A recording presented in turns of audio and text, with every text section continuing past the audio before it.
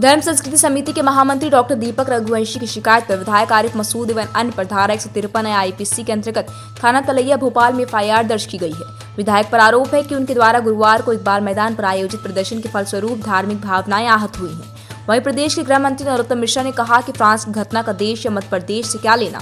Love जिहाद पर सरकार सख्त है, मध्य प्रदेश में यह नहीं चलेगा। पहला फुसला के भटकाने शादी करना ऐसा मध्य प्रदेश में तो नहीं चलने देंगे। कमलनाथ जी ने क्या कार्रवाई किया, उनकी खामोशी क्यों है इस बात को लेकर। जो ये प्रदर्शन हुआ था ठीक था या गलत था, यह उन पर क्या कार्रवाई कर रहे हैं अभी तक उन्होंने स्पष्ट नहीं किया। वहीं आज आरिफ मसूद विधायक के भोपाल के बड़े तालाब स्थित कैचमेंट एरिया में कॉलेज के कुछ हिस्सों को तोड़ा गया जो अतिक्रमण में आ रहा था। निगम का अमला तथा भारी पुलिस बल के बीच अतिक्रमण की कार्रवाई की गई।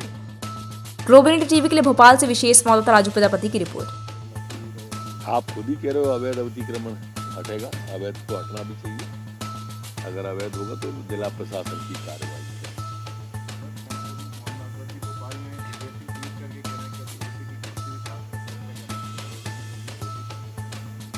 साग किसकी गिरी है 4 दिन बाद पता चल जाएगा। दिग्विजय सिंह जी प्रतीक्षा करें 10 तारीख की। लोकतंत्र है, यहाँ जनता मत तय करती है, दिग्विजय सिंह तय नहीं करते। साथ बीजेपी में कई लोग मांग कर रहे हैं कि आरिफ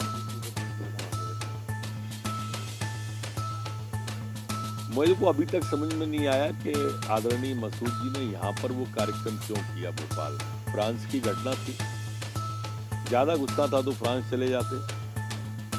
क्या फ्रांस में अल्पसंख्यक लोग नहीं है क्या? यहाँ तो पंचटैम नमाज पढ़ी जा रही है, नमाज पढ़ने का समय है सबको। मध्य प्रदेश में तो कहीं कोई दिक्कत ही नहीं थी। जबरदस्ती सांप्रदायिकता क्यों फैलाने की कोशिश कर रही है कांग्रेस?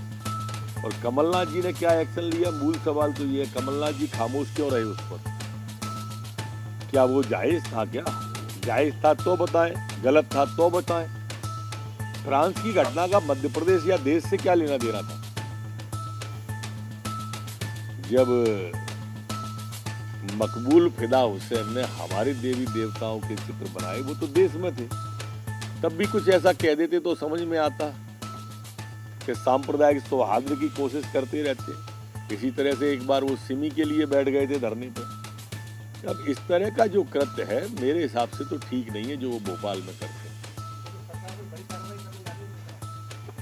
नहीं, कार्रवाई तो कानूनी कार्रवाई, जो कानून के दायरे में आएगा, जो गलत होगा उसके ऊपर कानून का राज है मध्य प्रदेश, यहाँ तो कार्रवाई होगी।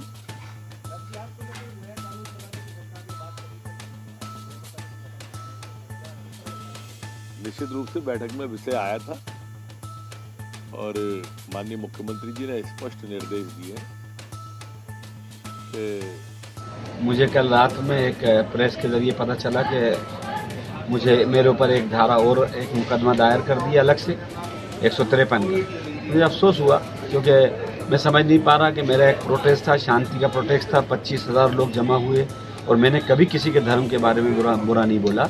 मेरे धर्म के बारे में जब बुरा बोला गया तो उसका रिएक्ट करने का संवैधानिक मुझे अधिकार है और मैं उस संवैधानिक अधिकार के दायित्व में निभाते हुए, उसका प्रयोग करते हुए मैंने अपनी एक प्रजातांत्रिक ढंग से बात रखी और मैंने ये कहा कि किसी को किसी की इजाज़त नहीं है मज़हब के बारे में बुरा कहना।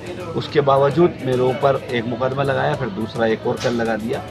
मैं उसकी निंदा करता हूँ क्योंकि ये दबाव में आके किया गया। दूसरा भी दोबारा मुझे जानकारी मिली कि मेरा महाविद्यालय का भवन जो कि डीम्ड परमिशन है, जिसकी न्यायालय से परमिशन मिल चुकी है, उस भवन के हिस्से को आज तोड़ दिया, जबकि उस पर हाईकोर्ट का स्टे था। उसके हिस्से को तोड़ दिया गया। लेकिन मैं लोगों से कहूँगा कि ये सरकार दमन और डराने का काम कर रही है। हम लोकतंत्र और संविधान में विश्वास करने वाले लोग हैं, घबराने की ज़रूरत नहीं है। संवैधानिक हिसाब से जो बनेगा वो हम लोग अपने राइट्स के लिए लड़ेंगे और जो भी बच्चे तालीम के लिए परेशान हो रहा है उनसे दरख्वास्त है कि वो घबराएं ना। तालीम तो हम हर हाल में देंगे, पढ़ाई तो बच्चों को कराएंगे, चाहे खुले मैदान में कराएं। अगर परमिशन मिलेगी तो बिल्डिंग बनाएंगे, नहीं मिलेगी तो खुले मैदान में कराएंगे, लेकिन बच्चों को पढ़ाएंगे ज़रूर। और ये सरकार ने एक दबाव वाला काम करा है, लेकिन मैं लोगों से शांति की अपील करता हूँ कि हमको अमन कायम रखना है और हमें अपने लोकतांत्रिक और संवैधानिक अधिकार पाने के लिए, हक की लड़ाई लड़ने के लिए जो कुछ भी होगा संवैधानिक रूप से वो हक मांगते आए, मांगते रहेंगे। जो हक है वो हक कहते आए और हक आगे भी बोलेंगे।